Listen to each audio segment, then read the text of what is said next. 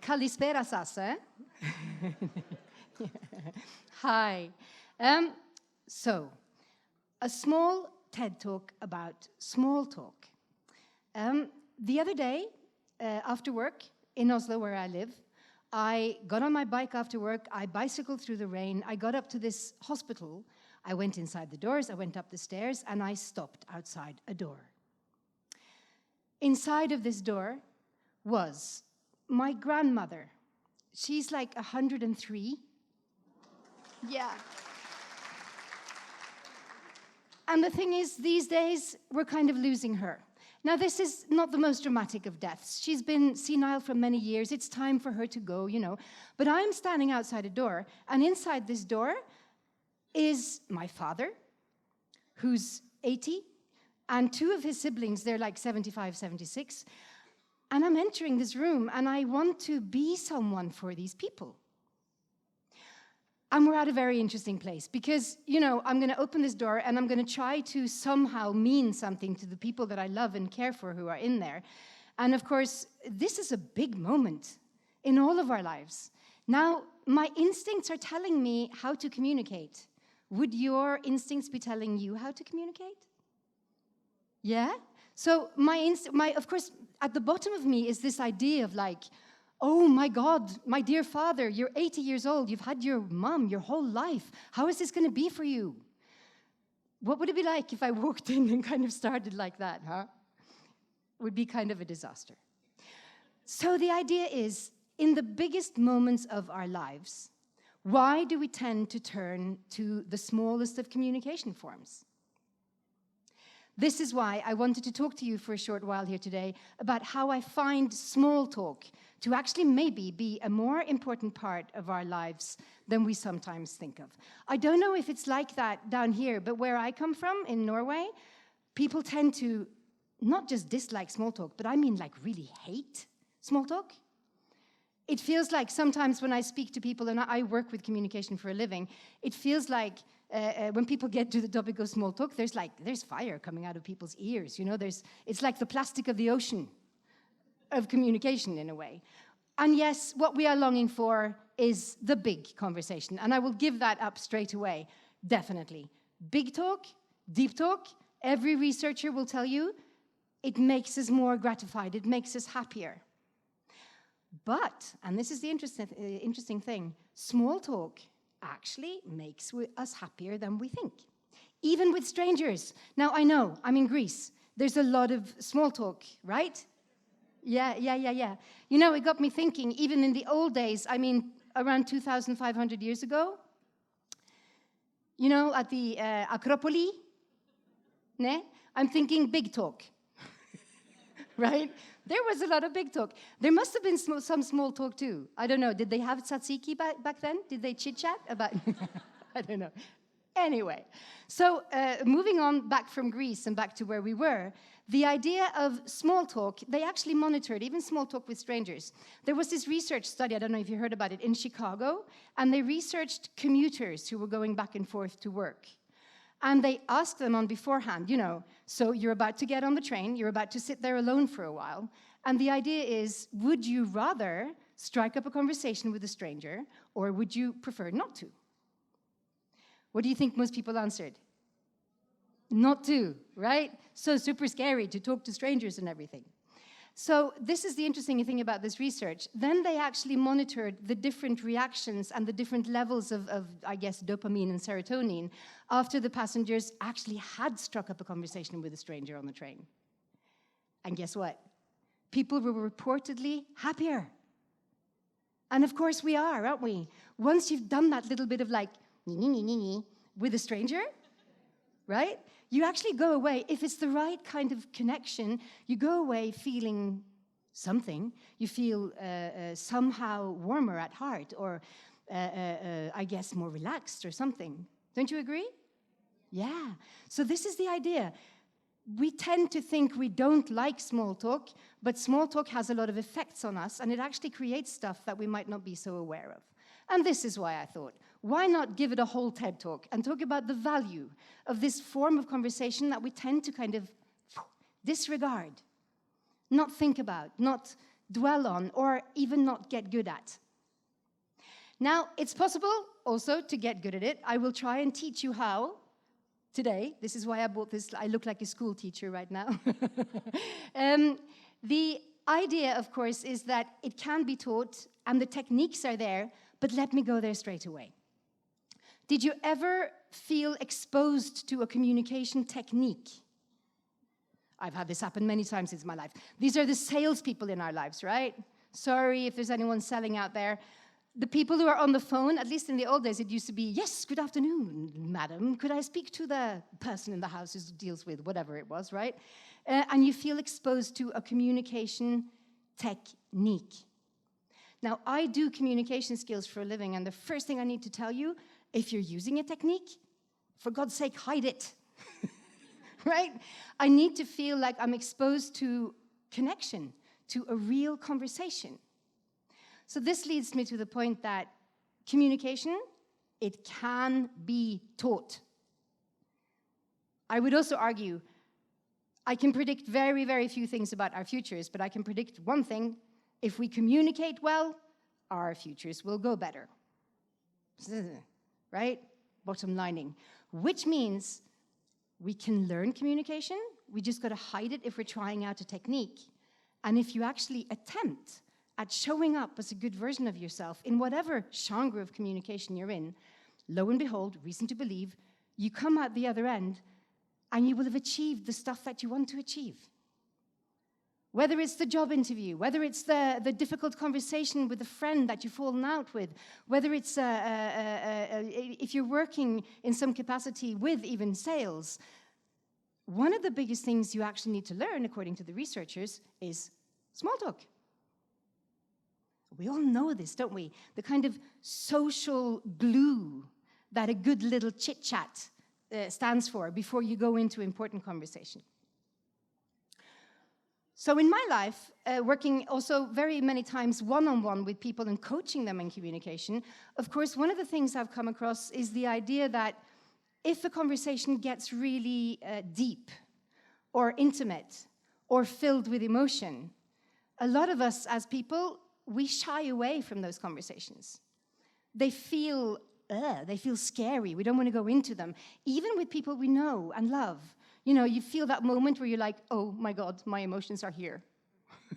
And you're like, it becomes weird, it becomes awkward. I think we could talk at length about why it becomes so awkward and weird for us. But this is where it took me far too long to realize in my coaching career, oh my God. So this was me in the beginning, before I got this point. So I'm at a moment with my person I'm coaching, and I'm realizing, oh my God, we're entering into deep, difficult territory, and here's me as a coach.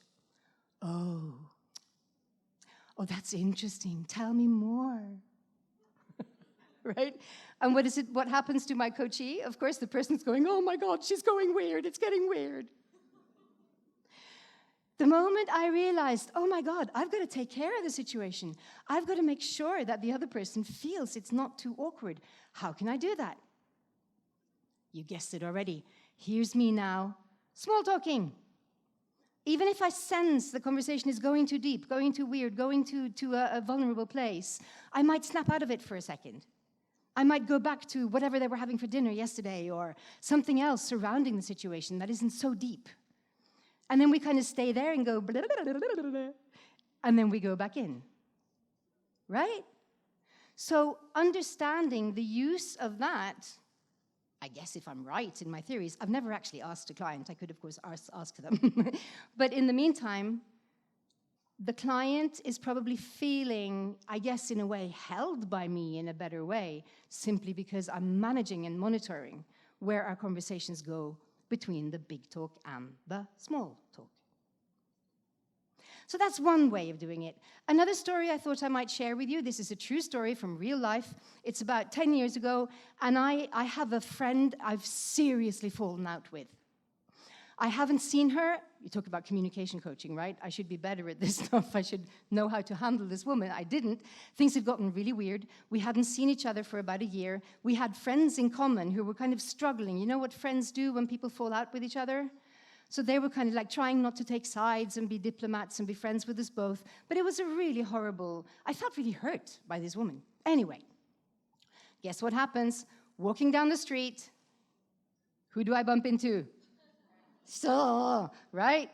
How does my heart feel at this moment in time? It's going, mm-mm, mm-mm. I'm like, slow motion. Oh my God, it's her. Now, odd thing is, at this particular day in my life, I'd actually been to a sports store. I'm not very sporty, but like Norwegians go, I like a bit of cross-country skiing. So in my hands, what do I have? I meet this woman, I'm super nervous, and I'm carrying a set of skis that I've just fetched from the shop. Do you know where I'm going with this? So what do we end up talking about? Right? Skiing. I should have filmed this conversation. We have like the most weird and prickly kind of superficial conversation. Oh, so it's skiing. Yes, it's snowing now, isn't it? Oh, yes. Won't that be nice? Oh, how long do you ski when you do ski? Do you ski? But somewhere inside, this was the ice that melted, and this was the time when we became able to kind of go underneath it all, underneath that informal banter. There was like two women standing opposite each other going, hey, I'm okay, you're okay, it's gonna be okay. And we were on our way to peace. So it got me thinking, you know, what if we could make like people who are enemies, these big wars going on the globe, what if we could make them sit down and just not talk about the big stuff? What if we could force them to just chit-chat about skiing? No. Right? The idea of, I think small talk also as a peacemaker should not be underestimated. And again, if I'm teaching you something about communication today, get aware. Like, how can you actually look at difficult situations in your life and approach them by going, what type of communication is needed here? And sometimes the analysis should be the question of whether it's deep or whether it's shallow, whether it's big or whether it's small. Another place I really see people using small talk, definitely healthcare personnel, like the wonderful woman who stood here before me, or before last. People who are healthcare people, you know, did you ever get into a really, really difficult operation or something that you were going to have done at a hospital, and you were kind of super scared? Yeah? And what is the nurse doing? She or he has been trained, I promise you. And they're going, so, did you find a parking space? How'd you, right? We're doing the chit-chat again. I think, I don't have the measurements for this, but I do firmly believe that small talk is a calmer. It calms us down. So, small talk is not only about the content, is it? In very many ways, is not about the content. It's about this underlying current of like, hey, everything's nice, it's gonna be okay, things are not that difficult, things are not that dangerous, I'm okay, you're okay. Another place where, of course, I spend a lot of my time is in the corporate world, and any person who works with negotiations or with convincing other people or even with sales would definitely tell you, yep. What do? They kind of, some really, really good salespeople I've met and interviewed, they will tell me it's all about the small talk. And if you turn up for a very, very important sales meeting or an important, you know, if you're kind of there going, oh, I had the most wonderful weekend, I went swimming, it's the best thing I know. And the other person across the table goes, oh, I hate swimming, shall we start? You know where you are, right? You know more about what the communication is going to be like and what it's not going to be like. So if this little dance that we do, this little thing, this little innocent, not so meaningful thing that we do with each other before important conversations take place actually does something to them, what very many salespeople, for instance, will tell me, if they're selling something, if they're selling a product, I don't know if any of you sell for a living, when you get to the idea of actually the money, I don't know if you've had a meeting like this. Meetings can be super nice. And then suddenly it's like, and then it's the money. And then all of a sudden the atmosphere completely changes and it's not so nice anymore. These very good salespeople that I spoke to, they all said that if there had been small talk in the beginning, then the negotiations went better. It's like social glue, social currency somehow, this, isn't it? Okay, so enough examples. The idea of where we use small talk and how we use small talk. What I hear here in Greece is that you're really fond of small talking with people you know. You're not so good at doing it with strangers. So shall we talk a little bit about doing it with strangers? You have no choice. I'm about to talk about what it's like to do it with strangers. Because that's the worst, isn't it? And that's when the technique things comes in. Because we kind of all know what it's like. And we all know what we should be doing. So here's my kind of rule number 1. I don't know if you can all see this. I'll say it out loud afterwards.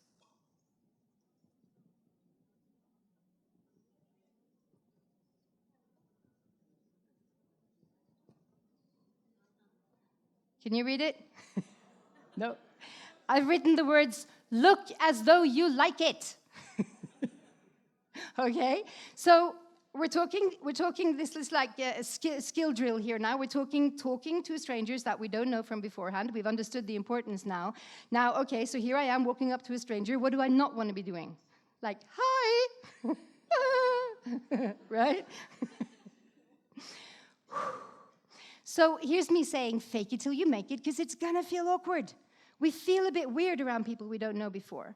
The easiest way of actually getting into conversation is by signaling to them, non-verbally and everything, hey, it's gonna be okay, I'm okay, you're okay, right? So whatever you choose to talk about, first of all, get the non-verbals right. Breathe, look at the person and smile. Look as though you're about to enjoy what is to take place. And then, the famous art of the first ice broken, the first question. What should it be? If we look to the kind of I will teach you small talk books, there's some very generic and very good tips. I like them. One of them is open questions. Now, I don't know if you're like me. I've been teaching open questions for 20 years, but I do tend to not practice open questions. What I tend to do is I tend to open with a very open question and then close it myself. So it goes like this. So where do you come from? You come from Athens, don't you? Whoops, and you've closed the conversation. So here's like a skill drill, a challenge for all of you. Really, really bear in mind your skills as question askers. Questions is like the magic component of any conversation. Questions will lead to creativity. Questions will lead you where you want to go. Statements actually close and dull down any conversation. So get good at open questions. But if it's too weird for even that, there's another very good suggestion in the books that you might read, and it goes, talk about the third thing. What do we mean by that? So if I'm standing here with a stranger, there's some kind of third component which is very easily accessible to both of us that we can talk about. It can be the last speaker. It can be the weather. This is why we end up talking about the weather the whole time. It can be, you know, in the days when Donald Trump was elected, small talk with strangers was very easy. Or, sadly, when David Bowie died, right? These were days when you're suddenly in elevators going, oh my God, can you believe it? And all connection is there, all ice has been broken. So, look as though you like it. Open questions. And the third thing,